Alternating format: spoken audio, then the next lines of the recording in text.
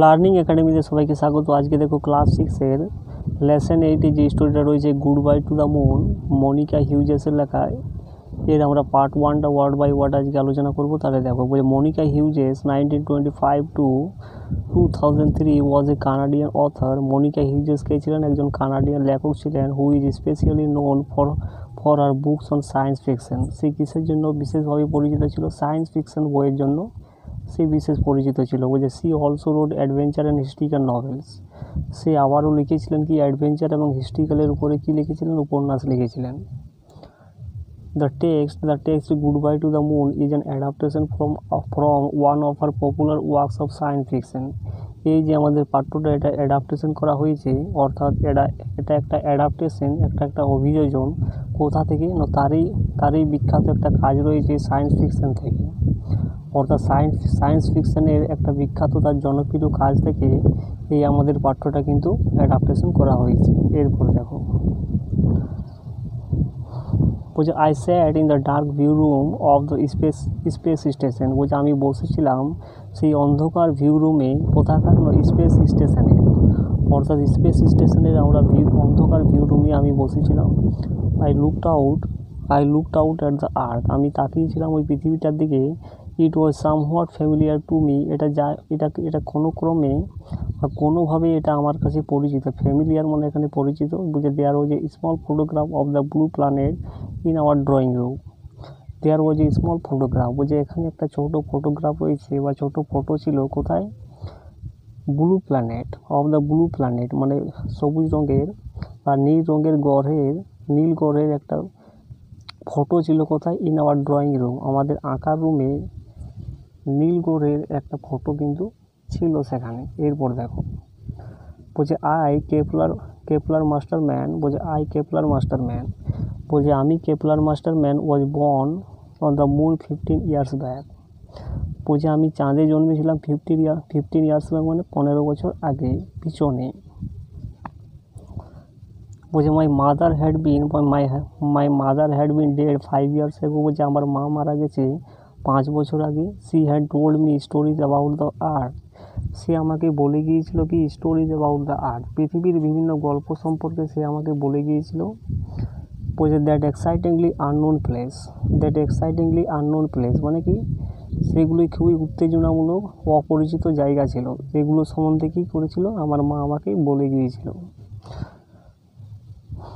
বলছে my father is the governor of the moon. আমার বাবা কে ছিলেন? চাঁদের গভর্নর ছিলেন, অর্থাৎ রাজ্যপাল ছিলেন। এরপর দেখো বলছে he was going on an expedition to earth. বলছে সে যাচ্ছিল কোথায়? একটা এক্সপিডিশনে যাচ্ছিল, একটা উদ্দেশ্যমূলক যাত্রা যাচ্ছিল। কোথায়? পৃথিবীর দিকে। বলছে অ্যান্ড হিয়ার ওয়াজ আই, এবং আমি এখানে ছিলাম accompanying him on my first ever journey to the earth. এবং কী করছিলাম? আমি অ্যাকম্পেনিং হিম, এবং তাকে আমি সঙ্গ দিচ্ছিলাম বা তার সাথে আমি ছিলাম on my first ever journey, যেটা কী ছিল? আমার প্রথম একটা ভ্রমণ ছিল। প্রথম ভ্রমণ কোথায় ছিল? টু দ্য আর্থ, পৃথিবীর দিকে। এরপর দেখো বলছে আই লুক ডাউন অ্যাট আর্থ। বলছে আমি তাকিয়েছিলাম পৃথিবীটার দিকে। ইট সিম সো ক্লোজ টু মি। এটা দেখে আমার কাছে এত ক্লোজ মনে হয়েছিল, মানে এত কাছাকাছি মনে হয়েছিল। That I fail I could touch it, যেটা আমার অনুভব হয়েছিল যে আমি এটাকে স্পর্শ করতে পারবো, অর্থাৎ পৃথিবীটাকে স্পর্শ করতে পারবো। এরপর দেখো we had to wait for another 15 minutes before our journey started. We had to wait, বলছে আমাদেরকে ওয়েট করতে হতো বা আমাদেরকে অপেক্ষা করতে হতো ফর অ্যানাদার 50 মিনিটস। বলছে কি 15 মিনিটের জন্য আমাদেরকে ওয়েট করতে হতো বা অপেক্ষা করতে হতো। বলছে বিফোর আওয়ার জার্নি স্টার্টেড, আমাদের জার্নি বা আমাদের যাত্রা শুরু হওয়ার আগে আমাদেরকে 15 মিনিট ওয়েট করতে হতো বা করতে হয়েছিল। এখানে হ্যাড যেহেতু বলা আছে। এরপর দেখো বলছে ফিলিং রেস্টলেস মানে কি? অক্লান্ত অনুভব করে I left the viewing room, আমি চলে গিয়েছিলাম ওই ভিউইং রুমে। And glided down the long passage. Glided মানে কি? আস্তে আস্তে চলে গিয়েছিলাম, মসৃণভাবে চলে গিয়েছিলাম। কোথায়? Long passage to the centre of the space স্টেশনের ঠিক কেন্দ্রে ঠিক মসৃণভাবে কিন্তু আমি চলে গিয়েছিলাম। তারপর দেখো I could see my father, বলছে আমি দেখতে পারতাম কি মাই ফাদার, আমার বাবাকে, বলছে দে আর সারাউন্ডেড বাই রিপোর্টার্স, যেখানে কী ছিল, রিপোর্টাররা আমার বাবাকে ঘিরে ধরেছিল চারপাশে। I came back to the view, আমি আবার ফিরে এসেছিলাম ওই ভিউ রুমে, হুইচ ওয়াজ এমটি, যেখানে কী ছিল, যেখানে একটা খালি ছিল। অর্থাৎ আমি যখন ফিরে এসেছিলাম ভিউ রুমে তখন ওই রুমটা কিন্তু খালি ছিল, এমটি মানে খালি। এরপর দেখো